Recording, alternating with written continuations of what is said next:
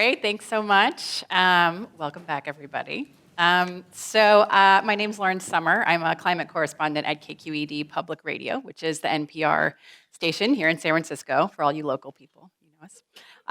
I'm the person who has the unfortunate job of trying to describe what cap and trade is in 30 seconds. So if anybody has any help with that, please find me. It's very challenging. I want to thank our panel for joining us today. We're going to be talking about what kind of policies can be put in place to encourage the technology we need to reduce carbon. So I'm going to do a brief introduction on everybody. Right next to me, Etosha Cave. She's the co-founder and chief science officer of Opus 12, which is a startup recycling CO2 into higher value products for Earth and someday for Mars, which we have to ask you about. Opus 12 uses metal catalysts and renewable energy to convert CO2 into new molecules, which include a precursor to plastics and diesel fuels. And Opus have received various grants from the Department of Energy, NASA, and the National Science Foundation. Jumping down one, that's Chris Field. He is the Perry L. McCarty Director of the Stanford Wind Institute for the Environment and the Melvin and Joan Lane Professor for Interdisciplinary Environmental Studies at Stanford University. And I read all those because on the air, we just mercilessly strip out most of all of those things. So you got your full title from me this time. He was a co-chair of Working Group 2 of the Intergovernmental Panel on Climate Change, where he led the effort for managing the risks of extreme events and disasters to advance climate change adaptation and the Climate Change 2014 Impacts, Adaptation, and Vulnerability. Ryan Nunn is the policy director for the Hamilton Project and a fellow in economic studies at the Brookings Institution. He's a co-author of today's framing document, 10 Facts About the Economics of Climate Change and Climate Policy. And finally, Lucas Davis. He is the Jeffrey Jacobs Professor of Business and Technology at the Haas School of Business at UC Berkeley. He's an energy economist and is faculty director of the Energy Institute at Haas. Thanks for joining me. So unless everyone was very ambitious and read the policy paper during the break, which I don't think anyone did, we're going to start with kind of a brief overview of it. But I wanted to get a sample from the audience. Who here is not an economist? All right, we're going to try to keep the jargon friendly in this talk then. How about that? So to kind of kick us off, maybe take us through some of the highlights. Thank you. So unfortunately, David Popp, who wrote the proposal I'm going to discuss, he couldn't make it here today. But we thought he has a really powerful and useful proposal, so we wanted to make sure it got represented in this discussion. So David starts from the premise that I think the previous panel and everyone else here really shares, that the climate challenge is extremely serious. It's not a problem that can be addressed by tinkering around the edges of one or two policies. A deep decarbonization goal like getting CO2 emissions down 80 or even 100% by the 2040s is just not attainable without a great deal of additional technological progress, and in addition to the sorts of policies we've just discussed. So David's proposal contains a range of changes to our technology policies that would help make these ambitious climate goals more achievable.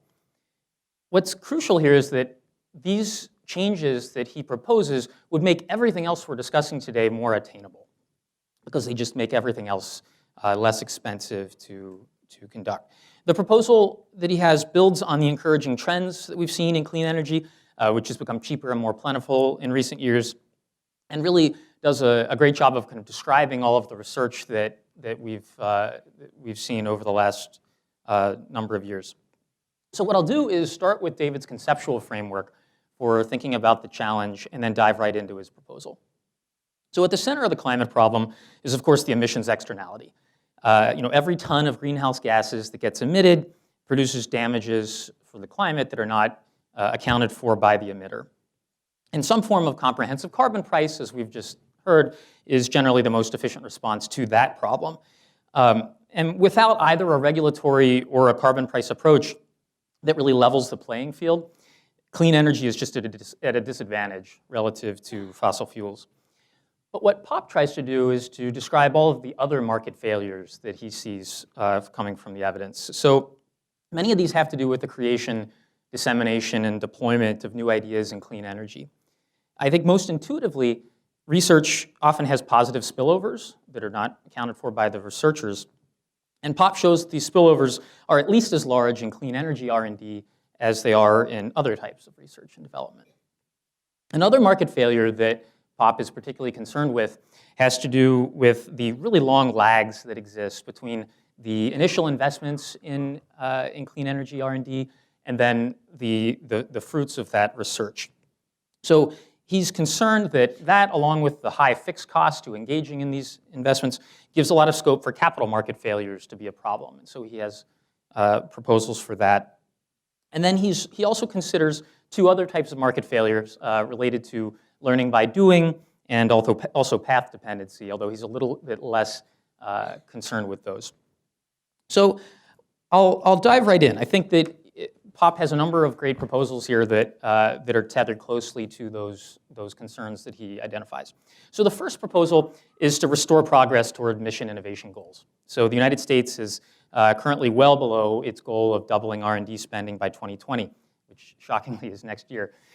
So social returns to increased investment continue to be high and would remain so even with pretty big increases in funding.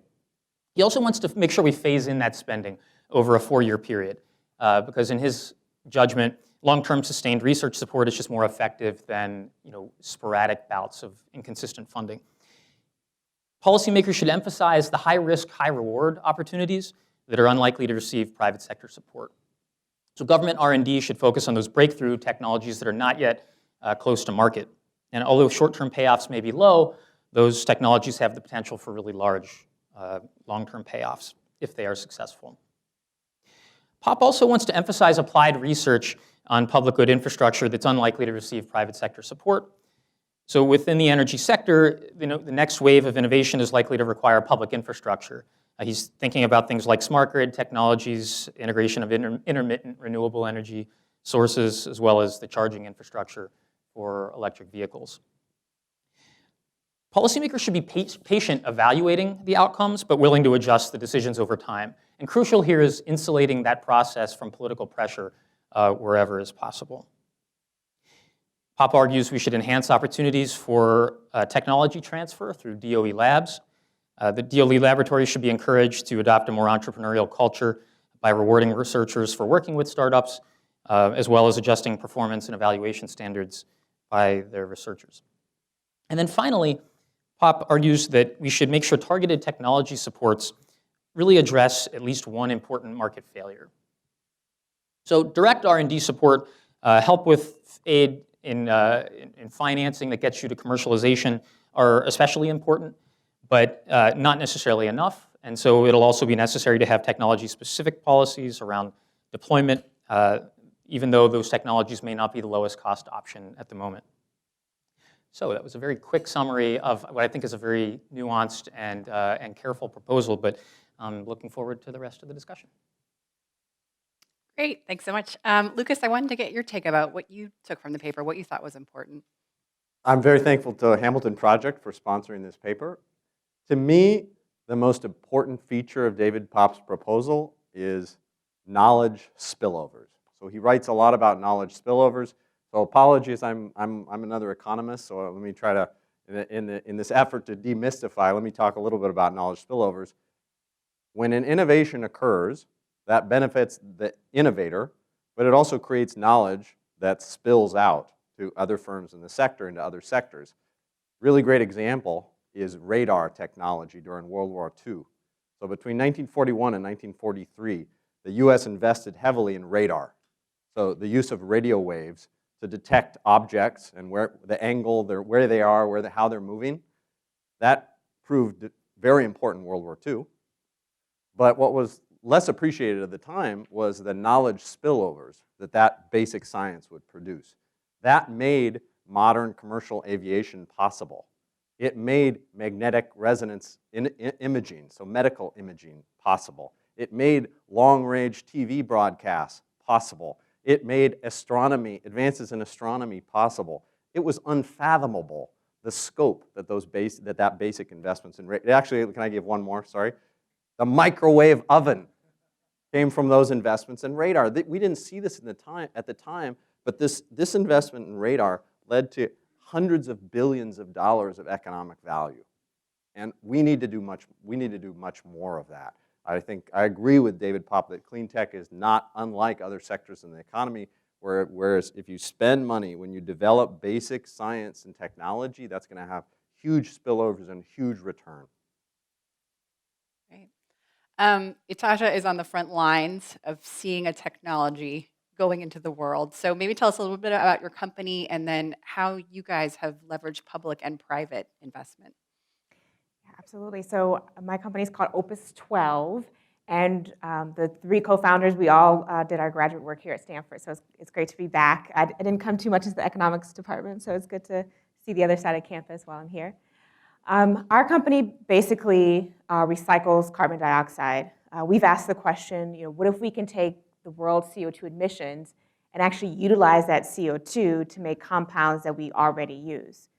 And the way our technology works is that we take a CO2 with a water molecule, we pass it over a metal catalyst in the presence of electricity. And then what happens is that electricity sort of electrocutes the CO2 and water molecule, breaks it down into smaller atomic bits, and then reform those atomic bits into a new molecule. And these new molecules can become things like jet fuel, diesel fuel, common polymers, even some of the polymers that are in this room right now. And so we see a world in which where you create some economic value for CO2 is no longer waste, and so companies no longer have a direct incentive to throw it away. They can make a revenue stream out of it. We're still very much early stage. This technology is in its early infancy, and we've been able to really survive and leverage these public funds to attract private dollars. And so we have a mix of both public and private funds. And so our first funding into Opus 12 came actually through philanthropic support through the Tomcat Center here at Stanford. Then we were able to attract public funds through a program called Cyclotron Road, which is housed at Lawrence Berkeley National Lab. So the POP paper talks about leveraging these national laboratories, which are multi-billion-dollar facilities that have this equipment that's really valuable for developing these technologies that we were able to come in and utilize for nearly free, leverage other public and private funds to be able to do our work and not have to buy multi-million-dollar microscopes and things like that in order to progress the technology. So we were housed at Lawrence Berkeley National Lab for a couple years, and we've recently spun out into our own space. We're still in Berkeley, located near 580 near the water, but stayed nearby to again still utilize the equipment at the lab.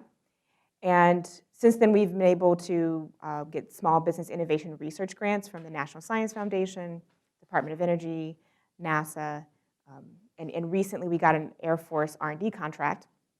And the Air Force is interested in making jet fuel anywhere in the world. And so you can take CO2 out of the air anywhere in the world, and you can use our system in a two-step process to make jet fuel in a shipping container. So that's a 2-year R&D contract that we recently got with the Air Force. And alongside those public funds, we've been able to attract investors. And when we got started, it was not a given that a clean technology was something anybody should be doing. There was a lot of clean tech failures that a lot of investors had kind of gotten burned and weren't really investing in this space. And so when we started seeking private funding, we really had to show that, one, we had credibility, which we could do through the public grants, through the review process there.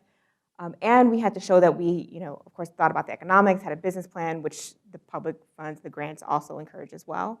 But also, these investors were realizing that they were sharing in the risk. Their dollars were being leveraged by the public fund in order to progress this capital-intensive technology and move it forward. So now we're at a point where we have our first unit, it's in our lab, and we're starting to develop it and starting to think about, okay, how do we get this technology into the field?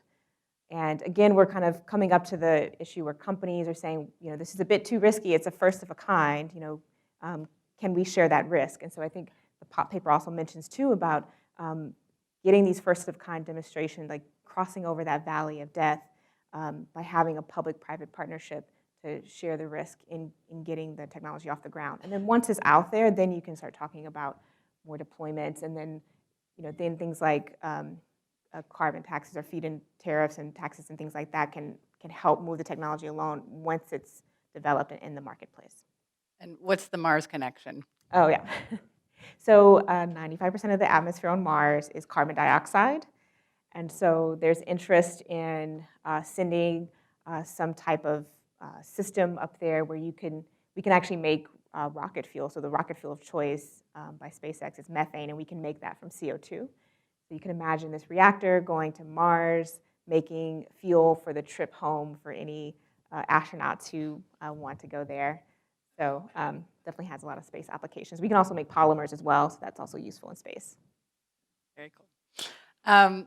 So Chris, I mean, we've already heard a lot today about urgency and timeline. And, there's a number that we've seen a lot recently where we have 12 years left, right? And so I wanted to ask you a little bit about kind of the timelines from some of this stuff. I mean, things that are in R&D now, right, can take years or decades to reach the market. Yeah, thanks, Lauren. It's a great question, and I think the most important point people need to remember is that we need to live in a world where the last ton of CO2 that's emitted is emitted sometime in the second half of the century, hopefully closer to the midpoint of the century than to the end.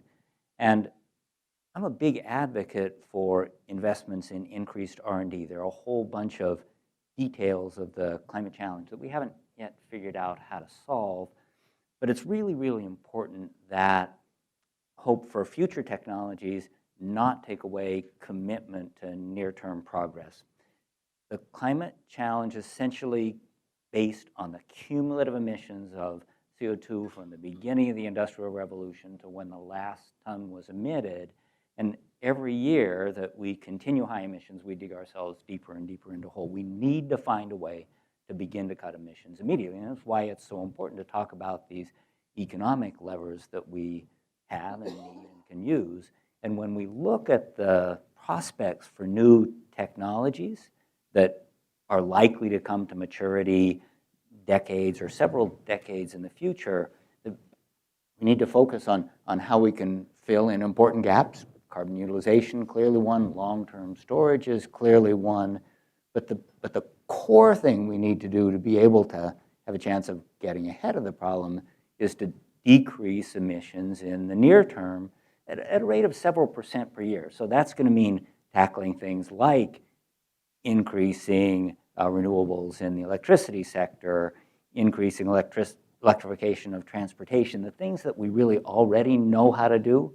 We really need to focus on gearing those up. And that includes natural climate solutions, where simply stopping cutting down tropical forests has the potential to prevent as much emissions as something like electrifying all of transportation. So there are really a lot of solutions out there where we don't need a technology breakthrough. What we need is the implementing policy to make possible. So 10 years ago, I visited a startup here in California that does carbon capture and sequestration. They put theirs underground.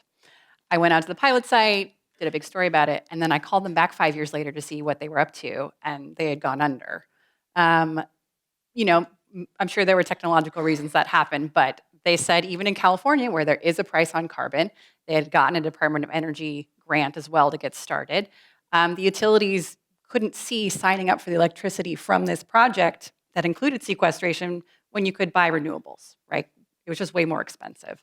And so one of the interesting things in this paper that kind of struck me was that, even if you have a technology neutral carbon policy, right? A price on carbon, it actually favors things that are closest to market, right? So I want to get you guys' perspective, both from a technical point of view on things like carbon sequestration, right? These things that are tougher, maybe more expensive. And then from an economic point of view, do we need policies to encourage some of these other types of technologies, maybe apart from solar and renewables, that are a little bit farther along?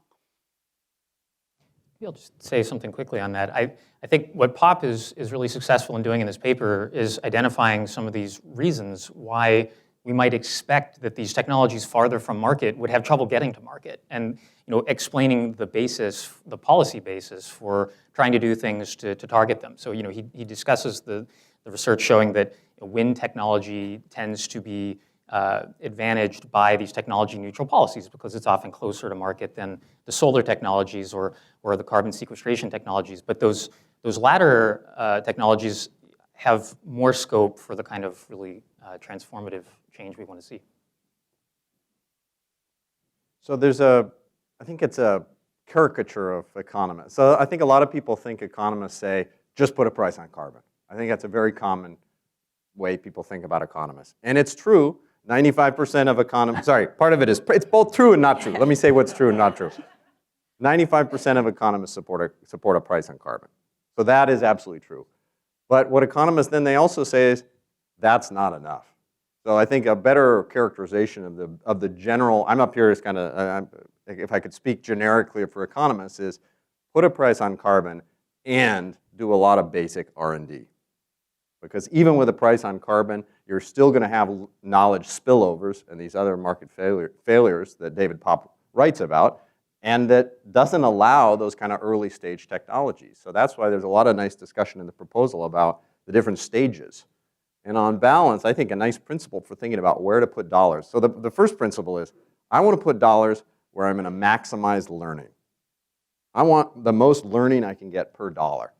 And so I think that tends to push you more to more upstream technologies, more basic R&D. It doesn't say don't work on commercialization, but I think sometimes when we're down there really far at the end, putting the millionth solar panel on a roof in California, the learning per dollar is not there that it would be with the basic R&D. And it's really important that we do have a whole bunch of technologies that are either cost competitive now or only need a little bit of nudge. That's what we should be taking advantage of, and why it's so important to have a robust R&D platform in place is that as the carbon price goes up, or whatever the incentives are in place go up, then some of these technologies will come into the fold of what is competitive in that new market that is there in 2030 or 2040. Yeah, and I mean, I would say we're at a point with the amount of CO2 in the atmosphere that we really need to start talking about actively removing some of it. In most of the climate models, and the more optimistic ones certainly, they account for technology and or agriculture or natural resources starting to take out more CO2 in the atmosphere than what we're currently putting in terms of like carbon reduction from just new technologies and new agricultural practices that we would leverage. So if we're going to meet those optimistic models, we do need to start doing that. And so right now, we're in the early stages of that. And so if the market's not there willing to, like if these utilities are not willing to take on that, then if we can use public funding to bring them up to the level to where they will now just be cost competitive, then we'll have a really nice scenario where both the technology's ready and the market will be ready. And so I think having public funds kind of fill in that gap, cross that valley of death, because it sounds like this company went under because they ran out of money, and if they had some additional public support, they could still be around. I mean, and that's sort of how we look at our company. We to make the biggest impact, we have to survive for the next few years before we scale up and can really take out and convert a large amount of CO2. And so in the meantime, we're looking for small scale uses of CO2, polymers, consumer products. But if you're a carbon sequestration company, there's probably not small scale products you can make. You'd have to do your one large, big demonstration. And that can be really hard to finance. If you're financing $100 million of a first of a kind technology, that's a huge pill to swallow, and like many companies won't take on that risk. They sometimes won't even take on like a $10 million first of a kind scenario. So we've had to really think about how do we demonstrate the technology on a small scale, bring in revenue until we scale up. And luckily we can do that, but for companies with technologies that can't, there has to be some public support that comes along. I want to ask about making the case for public dollars. Just another moment that sticks out in my mind is years ago I was interviewing a solar company CEO, and this was when ARPA-E was very much in the news, and he would not say the name Solyndra. He would only call it that company, which to me made it kind of like a Lord Voldemort situation. If anyone's a Harry Potter fan, it was like the company that shall not be named.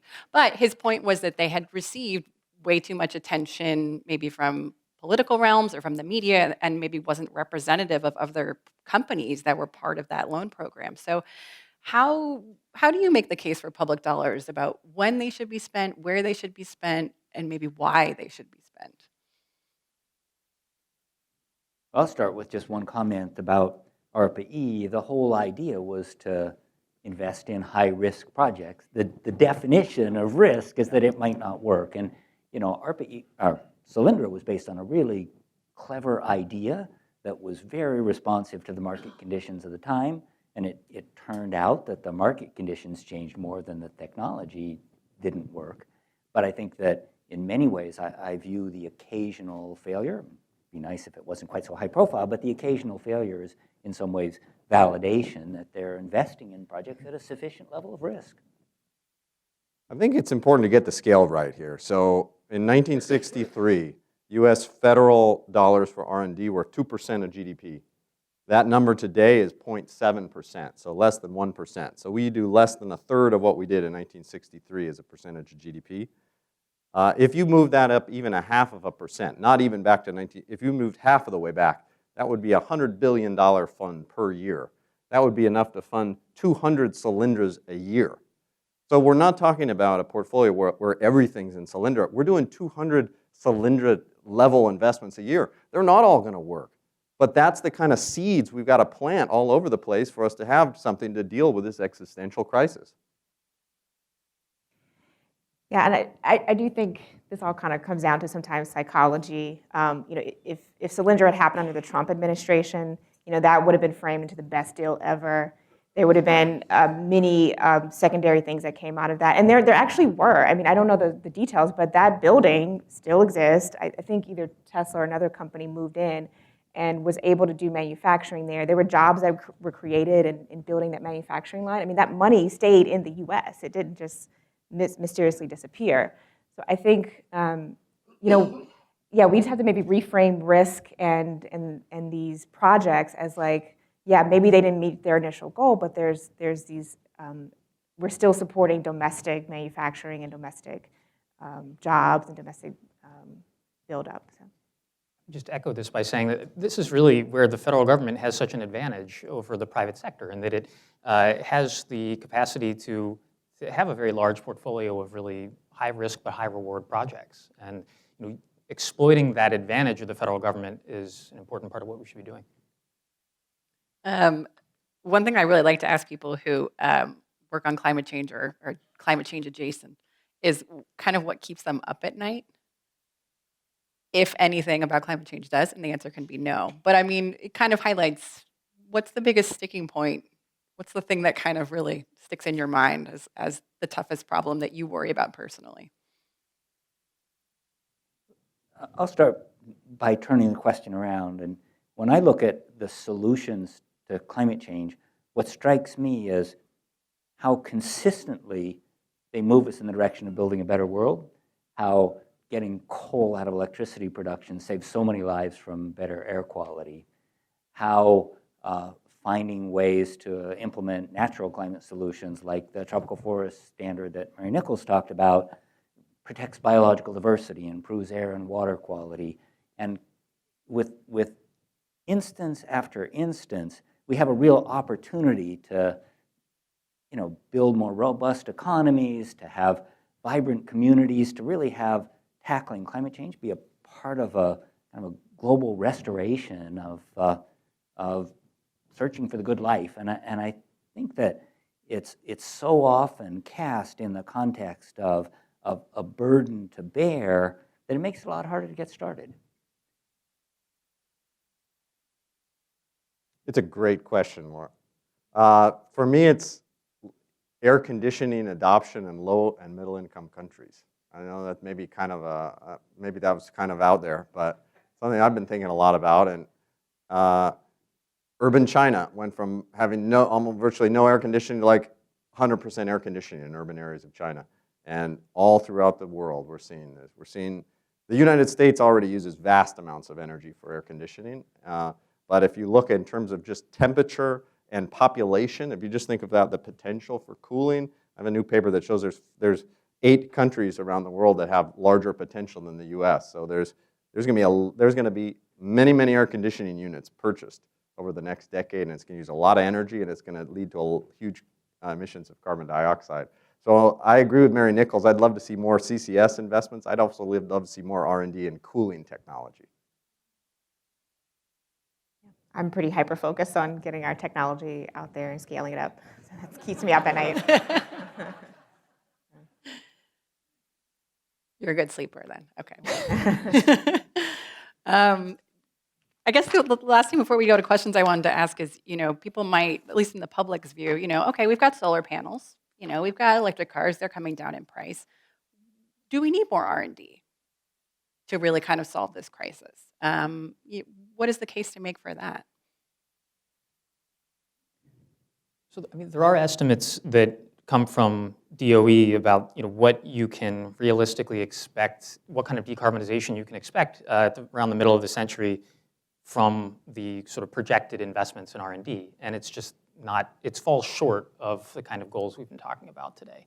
I believe it was, if you have a relatively low carbon price but pretty optimistic assumptions about technological progress, they're projecting about a 50% reduction in annual emissions by 2040. And so going beyond that just requires more investment. I'll point out some specific areas. So while it's true that we have very cost-competitive wind and solar, that we're not really at the point now where we can systematically guarantee that we're going to cover long periods when the sun's not shining and the wind's not blowing. So we definitely need continued investment, especially at the long-term, large capacity end of storage. This issue of how to make cooling energy efficient. Also, we're not really good at making things in ways that don't require large amounts of CO2. Etosha is going to get us a lot of the way, but making concrete, making steel, big CO2 emitters, and that technology is really at the very early stages. And to bring us back to Earth, something like 25% of total greenhouse gas emissions come from farming, from agriculture, forestry, and other kinds of land use. And we really don't know how to scrub those emissions out of the system. So there are a lot of things where we can make tremendous progress by doing the stuff we know how to do, but there are a lot of important unknowns that need to be addressed over coming decades, and a robust R&D environment is going to be critical for moving the needle on those.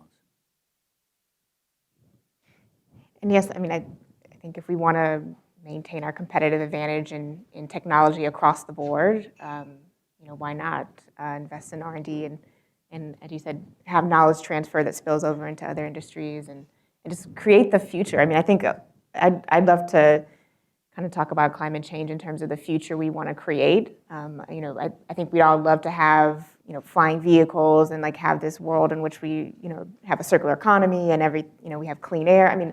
We just want to create this future, and so let's put the money in now to get us there. Great. Okay, so some of your questions. How can we overcome the valley of death to help us bring clean technology to market? The famous valley of death. Yeah, I think some ideas that I've seen have been really compelling is one is expanding the R&D budget. So like RPE, for example, that budget could be nearly doubled and tripled, and that would kind of put us on pace for our R&D spending that we had projected a few years ago. And the paper talks about this, how we've kind of flattened the RPE budget and we haven't really increased it in the past few years. And so I think having that increase and having it specifically go to companies that have, you've had the proof of concept, you have your prototype built, now let's get it out in the field and let's actually do a deployment. And we measure metrics of success in that program and how many deployable units are out in the field that are working that meet their milestones. And I think, and then from there, there's already kind of low-cost financing for early-stage technology, so kind of maintaining that program, I think, would also help as well. I would echo Etosha that, well, first, ARPA-E, everybody know what that is? So ARPA, yeah, Advanced Research Projects Agency. The original ARPA was under DoD, Department of Defense. ARPA-E is under the DOE. And this is not basic science R&D. This ARPA-E is exactly going after the valley of death between basic science and deployment. It's exactly going after this. So a tripling or a quadrupling of ARPA-E's budget would be a great starting point. Next question would be, wouldn't a strong price on carbon by enhancing the return on green tech investment incentivize private R&D? Incentivize private R&D? I think we've talked about some of the reasons why we might not get enough from that kind of a policy. One other that comes to mind after just hearing some of this discussion is the difficulty in formulating those metrics for success and demonstrating to private investors that a particular project is going to bear fruit, is going to be profitable. That's something that's kind of hard. It's an asymmetric information problem, and it can undermine the supply of private R&D. I know Chris gets this question. Does it make any sense to delay drastic mitigation, as we do now, and use geoengineering later on? So I think everybody knows that there has for decades been speculation that we could use another pollutant, sulfur dioxide or something in the stratosphere to reflect sunlight and cool Earth using that. And there's some empirical evidence that that works. When large volcanoes erupt, they inject particles into the stratosphere that we've seen cool the planet. And there have been a number of scientific papers published, actually the number is now over 500, that have used quantitative models to ask whether it looks like this would work. And so we know almost nothing about whether it would or not, and the models notwithstanding. And I think there is some argument that we should find out more about it. At this point, we've been working under the idea that geoengineering is technically simple, economically cheap, and I don't think we know the answer to either of those. If we take a broader view of whether it would be simple, there are really challenging issues with how it would be governed, what a liability environment would look like, how you would do any kind of reasonable risk sharing. But it's also really important to recognize that no matter how you do this kind of solar geoengineering, you're not offsetting all the effects of climate change. The oceans are still acidifying. We're still increasing the concentration of carbon dioxide in the atmosphere. And if there's a single lesson that comes from all the modeling studies that have been done so far, it's that it seems exceedingly unlikely that we could return the climate to pre-industrial or any particular time point, that there would always be differences in where it rained and where it didn't rain, where it was hot, where it was cold. It's another technical one that's kind of interesting. How much carbon must be removed to turn back the clock on climate change, and will these efforts make a significant difference? Well, the answer of how much carbon must be removed, if we wanted to go back to pre-industrial times, we would have to fossil fuel activities over the last 200 years have released about 600 billion tons of carbon to the atmosphere, and about 300 billion tons is still there. We know that if we want to stabilize warming at less than 1.5 C or even less than 2 C, the amount of carbon that's remaining is something like 10 to 15 years of current annual emissions. Big debate about how practical it will be to remove CO2 from the atmosphere, and I think technologies like Etosha's talked about have the potential to be really powerful in the future. But I think it's really important not to sort of kick the can down the road and say, well, wait until those technologies come to maturity, partly because we have cost-competitive technologies now, and partly because we really don't know how practical a lot of the, especially large-scale carbon removal technologies might be. I'm particularly concerned about proposals to use very large-scale plantations to capture CO2 through photosynthesis, use those to produce electricity, and then sequester the CO2 underground. It's a technology that's often called BECCS. And the reason I'm so concerned about that is that we're talking about transforming an amount of the land surface that's approximately the size we use for all of agriculture now, and has the really terrifying prospect of having a cure that's worse than the disease, where we essentially destroy the rest of the remaining biosphere in order to decrease the amount of climate change. Tasha, do people ever ask you if you're going to solve climate change with your company alone? No? Okay. Yeah, I do. And I mean, I want to make it clear that like I also don't think there's going to be one solution that'll solve all our problems. I think there's plenty of CO2 to go around. We need all technologies, all plants. You know, every solution should have a shot. And I also agree that you know, and if you look at the time scale at which we really need to be scaling up, we have about 10 years at which like technologies like mine need to really be having a significant impact. So we have to really start now and really be moving pretty fast to have an impact. And yeah, I think we have to wait and see what happens when we get there. Okay, we're back to economic questions. Is there a point at which R&D spending costs exceed the benefits, or at which the spending becomes inefficient? So there is some evidence that that actually, somewhat surprisingly, there aren't really diminishing returns to this R&D. That over the period that you can observe with a lot of variation in the amount of R&D spending, it looks like the returns are relatively stable, or at least not substantially declining. It's got to be the case that they diminish at some point, but I think we're just so far short of that. We haven't seen this. What share of the overall U.S. R&D pie should be spent in the energy space? People might be a little biased on this question on this panel, but 100%. Yeah. That's a toughie. I don't know the answer to that. a lot. You know, we started out with the recognition that this is the defining challenge of our era, and we need to respond in a way that's appropriate to that. But it's also a hard question because I think this is a problem not just in energy innovation, but across the board. I think if we want the U.S. economy to grow faster, if we want to be more productive, I think we need more.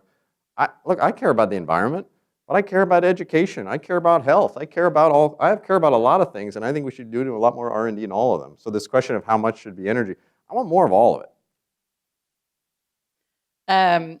What kind of IP protections do you think need to be in place for this sector? Is that a tough one? Does IP come up for you? IP comes up in the David Popp proposal. IP is really hard because there are trade-offs between incentives for the innovator, but then market power, if you will, for the innovator, of not allowing them. You don't want to also have a case where someone holds onto the intellectual property and doesn't develop it, or say share it with other sectors, or share it around the world. There's economists that have thought hard about these trade-offs, but it's very specific to the technology in the sector. It's hard to talk about, hard to summarize easily. It is worth noting that there's an international aspect to this problem, of course, and to the extent that we're developing these great ideas here and others are abroad, ideally we'd find ways to put those into common use. But of course, preserving the incentive to actually develop the tech is crucial. One added note just about your earlier question about R&D spending. I mean, one thing about energy sector in terms of creating jobs is that those jobs tend to be distributed across the country. So energy R&D can go to different pockets of the nation and kind of have more distributed funding versus some other sectors where they tend to be a bit more concentrated, and you can create jobs in more rural areas, which is something that my heart is in rural America, mainly because part of my family is in rural America. So I like to see technologies that can be deployed there as well. So just one little added bit. Yeah. No, I think that's a huge point in terms of political feasibility. And you want this R&D. You want it being spent in 50 states. You don't want, like, I love Palo Alto, but you don't want it all spent here, right? Okay, I think we're about done. Do you guys want to do a close? I mean, I feel competitive with the other panel now that we should do closing comments. So I'll give you the chance just for, a 1-minute thought you want to leave people with. I have a simple one that I think is just, what I take from all of this discussion is that we need to be doing a lot of things, and that thinking about them as substitutes is not the right way to go, that we just need to be doing more on all of them. There's an argument, and Popp makes the argument, that you should try to especially focus on certain aspects of this problem, like knowledge spillovers, but we just need more of everything. Let me add quick comment about the full suite of climate change solutions. We focused on mitigation, decreasing the amount of climate change that occurs. But we're in an environment where we really need to do a lot of adaptation as well, coping as effectively as possible with the climate changes that can't be avoided. And that includes things like improving coastal defenses or reducing risk of wildfires, but it also includes things like building better public health infrastructure or making sure that the transportation infrastructure allows people to get out of disaster zones as quickly as possible. And when we look at those adaptation components of the climate solution, then we even further broaden the range of areas that we ought to be making investments. Put a price on carbon, do a lot more R&D, and one thing we haven't talked about is more human capital. We need more people getting better trained in STEM fields. Who's going to do this innovation? I think there's still going to be a lot of humans left 12 years from now, and we want them to have degrees. Yeah, I'd love to see a world in which we've reframed carbon dioxide as, instead of seeing it just as waste, it's now being used as a feedstock for many new consumer products as well as fuels and a whole host of materials. And there's several companies in this new carbon tech industry that's still very early stage and very young and needs support from R&D and also the private sector. But if we can grow this industry, we can create the future that I think we all want. We all have this vision of a future in mind, and it's a clean, circular economy, and so let's start to build that. Great. Thank you all so much. Join me in thanking our panel.